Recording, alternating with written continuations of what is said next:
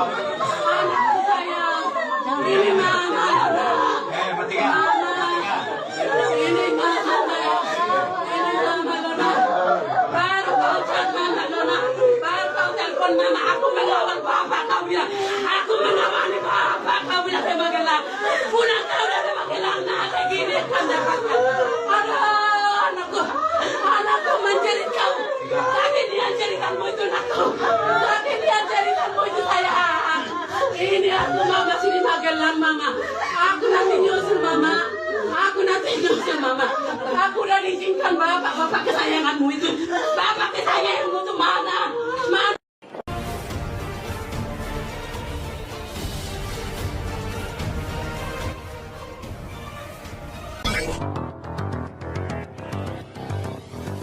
Rupanya kasus ini jadi perhatian banyak orang karena mereka melihat kejanggalan-kejanggalan yang terjadi dalam penanganan polisi.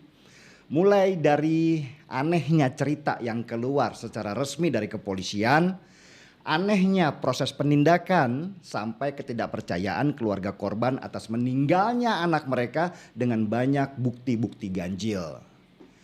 Bahkan kasus ini menarik perhatian Presiden Jokowi yang kemudian memerintahkan semua harus dijelaskan dengan terang benderang tanpa ada yang disembunyikan.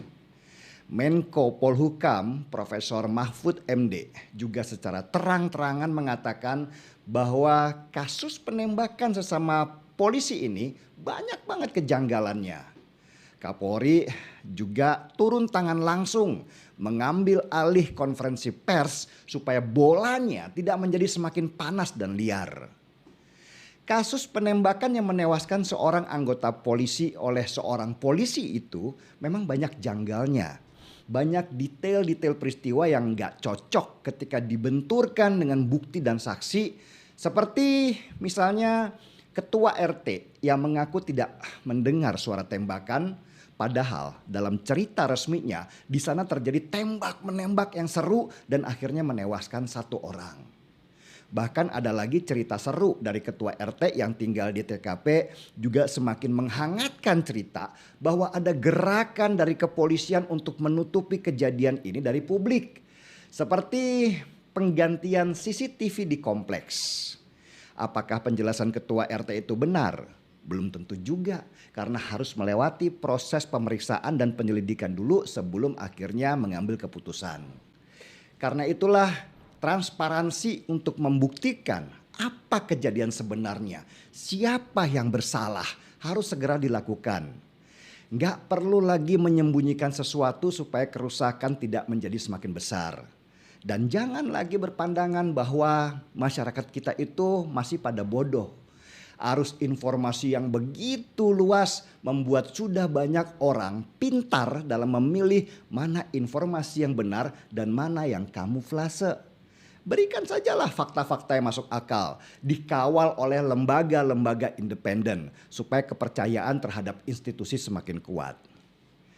Saya masih yakin polisi akan bersikap profesional, apalagi kasus ini sudah jadi kasus nasional.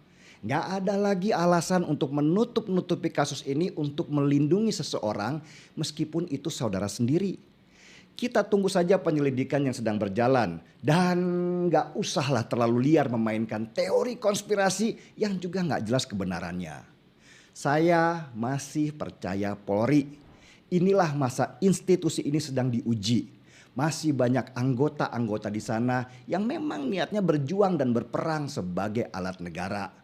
Nama baik mereka harus kita lindungi meski tetap dalam sebuah keluarga besar seperti Polri, situasi terburuk tetap saja ada. Dan sebagai ungkapan rasa simpati atas apa yang sedang terjadi, saya ingin seruput secangkir kopi.